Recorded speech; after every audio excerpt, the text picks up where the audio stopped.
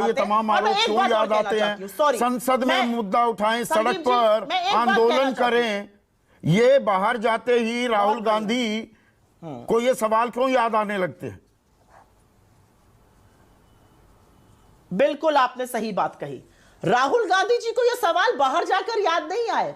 7 सितंबर से लेकर 30 जनवरी तक वो इस देश के 12 राज्यों और 2 केंद्र शासित जगहों पर चले, 4000 किलोमीटर से ज्यादा पैदल चले, लाखों करोड़ों अजनबियों से मिले, उनके आंसू पोंछे, उनके टूटे हुए सपनों और हौसलों को जोड़ने का काम किया और एक ही बात सुनाई दी कि देश एक आदमी के मन की बात सुन के तंग आ चुका है। देश कहता है हमारी बात सुनिए।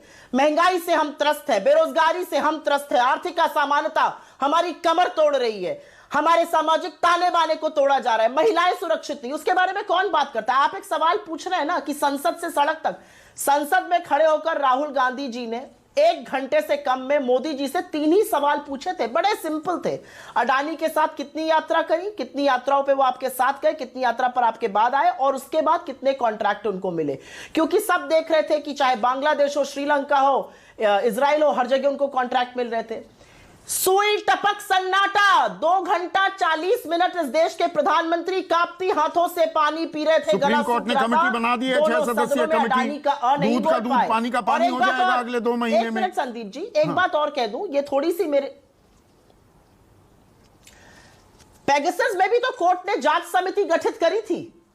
ये लोग जो पेगासस पर कूद रहे थे, पेगासस पर भी तो कोर्ट ने जांच समिति गठित करी थी। आपको तो पता है ना कि चीफ जस्टिस ऑफ इंडिया के कोर्ट में उस जांच समिति ने क्या कहा कि चुनी हुई सरकार, मोदी सरकार ने उस समिति का सहयोग नहीं किया, उनको कोऑपरेट नहीं किया, उनको डेटा और इंसाइट प्रोवाइड नहीं करी, इसलिए इनकंक्लूसिव रिपोर्ट रह गई।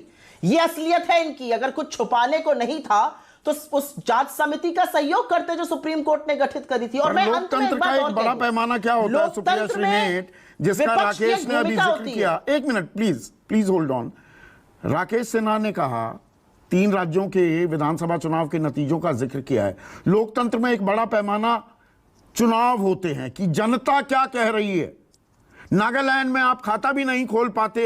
बीजेपी 10 साल पहले जहां कोई नाम लेवा नहीं था उनका, पूर्वोत्तर में 3 राज्यों में, एक में तो सीधे सीधे सरकार और 2 राज्यों में वो सरकार में हिस्सेदार हो जाती है और कांग्रेस कहीं आसपास भी नहीं। मेघालय में आपके 12 विधायक चले जाते हैं टीएमसी के साथ और टीएमसी आपसे ज्यादा वोट प्रतिशत ले जाती है मेघालय में भी। आपने अच्छा सवाल पूछा और इसका मैं बिल्कुल अभी तुरंत जवाब दूंगी, मैं सवालों से भागती नहीं हूं। लेकिन एक चीज मेरे लिए थोड़ी सी व्यक्तिगत और पर्सनल हो जाती है जब महात्मा गांधी का नाम आता है, और मैं उस पर जरूर बोलना चाहती हूं। ये कह रहे हैं उनसे जो गलती हुई हमने माफ कर दिया। क्या माफी दी है आपने प्रज्ञा ठाकुर को? वो आज भी महात्मा के खिलाफ आग उगलती है। वो आज भी एक जगह गोली से दिखा रही थी कैसे महात्मा गांधी मारे गए।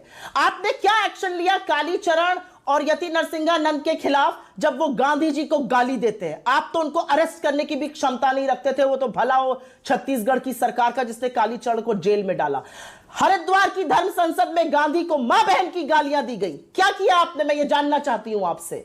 आप यहां पर उन लोगों को फॉलो करते हैं, और मैं प्रधानमंत्री और होम मिनिस्टर की बात कर रही हूं जो गांधी के पुण्यतिथि पर गॉडसे जिंदाबाद चलाते हैं, और जब आप विदेश जाते हैं तो आप गांधी के आगे नतमस्तक होते हैं, क्योंकि वैधता तो गांधी के देश में महात्मा से ही मिलेगी। ये आपकी असलियत है। और हां, गांधी मेरे लिए व्यक्तिगत है और मैं बोलूंगी इस बात पर। और एक लोकतंत्र का पैमाना चुनाव भी है, उस पर आते हैं, उस सवाल पर।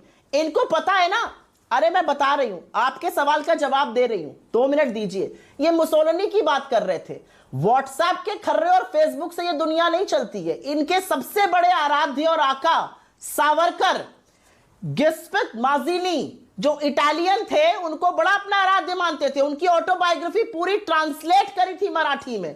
तो भैया मुसोलिनी की बात आप लोग मत किया करिए, माजिनी के शिष्य हैं आप लोग। पहली बात। आपने चुनाव की बात करी और चुनाव की बात आपने बिल्कुल ठीक करी, मैं इस पर जवाब भी दूंगी। चुनाव होते हैं, कुछ चुनाव हम हारेंगे, कुछ चुनाव हम जीतेंगे, लेकिन एक ये भी असलियत है चुनावों की कि कस्बा पेठ में 33 साल बाद इनका गढ़ ध्वस्त किया है हमने। महाराष्ट्र में जब इन्होंने सब कुछ कर लिया, महाराष्ट्र में हमारे एलआई के साथ और हमारे साथ। वेस्ट बंगाल में बड़ी कांटे की टक्कर थी, हमने 55 साल बाद वो सीट जीती। और यह भी सच है, इसी देश में हिमाचल प्रदेश का भी चुनाव हुआ था ना, दुम दबा के भागे थे भाजपा वाले वहां से। मेघालय के चुनाव की आप बात कर रहे थे, अच्छी बात कर रहे थे। मेघालय में भाजपा ने पिछली बार 47 सीट पे लड़े थे, 2 जीते थे। इस बार 60 पे लड़े और 2 जीते।